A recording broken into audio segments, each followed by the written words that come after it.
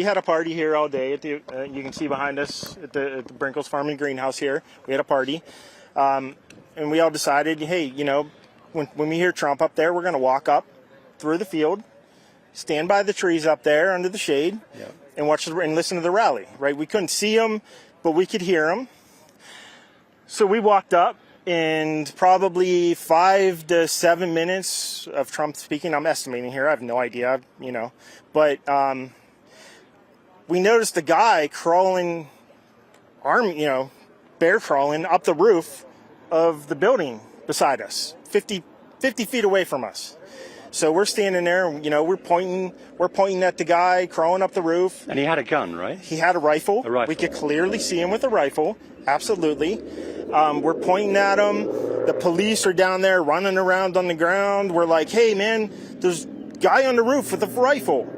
And the police were like, huh, what? You know, like they didn't know what was going on. You know, we're like, hey, right here on the roof. We can see him from right here. We see him. You know, he's crawling.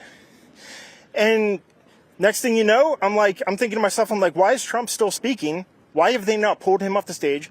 I'm standing there pointing at him for, 2-3 minutes. Secret Service is looking at us from the top of the barn. I'm pointing at that roof, just standing there like this. And next thing you know, 5 shots ring out. So you're certain that the shots came from that guy on the roof? 100%. 100%. And he was up there for a couple of minutes. He was up there. You saw him up there for a couple of minutes. Absolutely. At least 3 to 4 minutes. And you were telling the police and the Secret Service. We were telling the police. We were pointing at him for the Secret Service, who were looking at us from the top of the barn. They were looking at us the whole time when we were standing by that tree. Could they see binoculars? Could they see him? Probably not, because the roof, the way the slope went, he was behind where they could see. But why is there not Secret Service on all of these roofs here? I mean, this is not a big place. Had their guns pointed at him, make sure he was dead. He was dead, and that was it. It was over. It's incredibly shocking. The guy was on the roof right there. You can see the white roof right there. Did you get a look at him? Could you? No, other than he was in muted colors, tan type clothing. We saw the rifle flinging around as he was trying to crawl. I mean, we saw the rifle, 100%. Do you know about guns? Do you know what kind of weapon it was? Oh, I absolutely know about guns, for sure. No, I mean, it was a rifle of some sort. I wouldn't know, I wasn't close enough to read the label on it. No, sure. But a high velocity weapon. It was a rifle of some sort. Yeah, absolutely. So how do you process what you've just seen?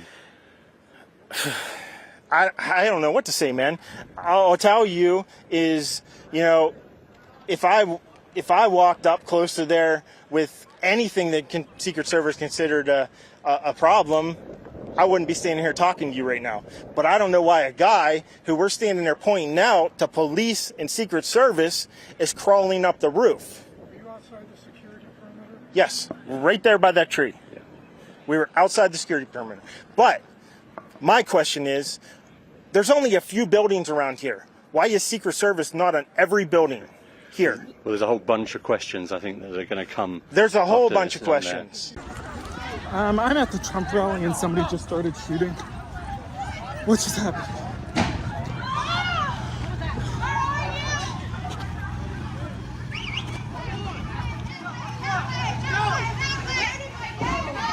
Oh my God.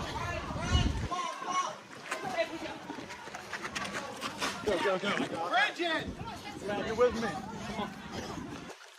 I start making my way into the middle of the audience and trying to get to the back so I can exit the field. And that's when the bullets had gone off. What I witnessed was surreal and devastating. I watched as the crowd of people up front started rushing and roaring towards me.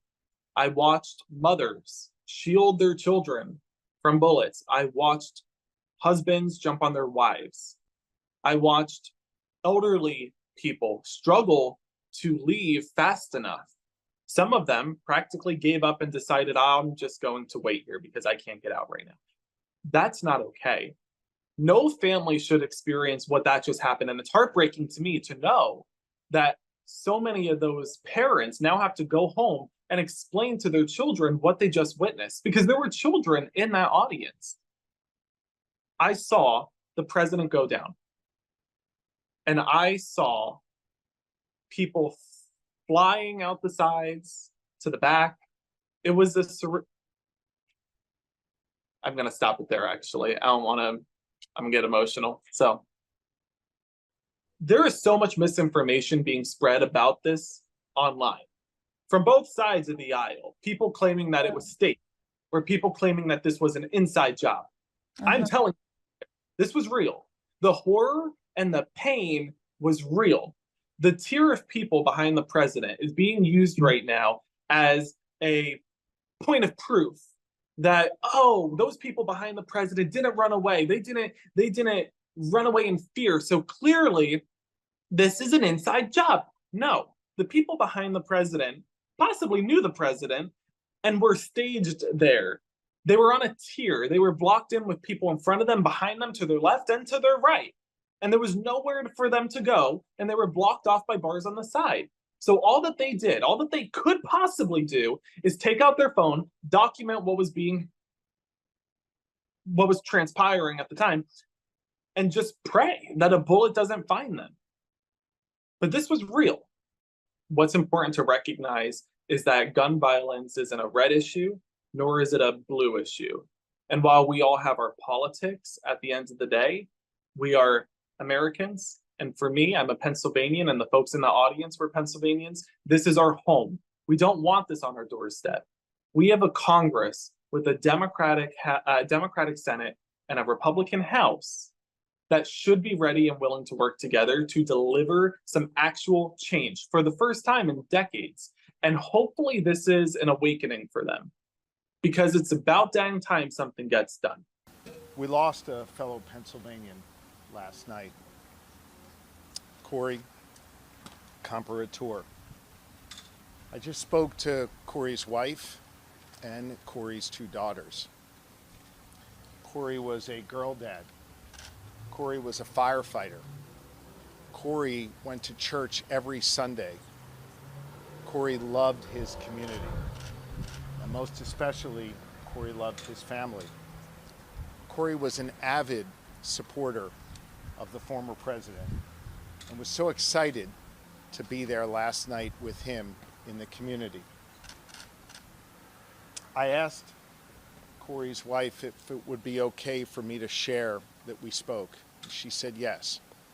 She also asked that I share with all of you that Corey died a hero, that Corey dove on his family to protect them last night at this rally. Corey was the very best of us. May his memory be a blessing.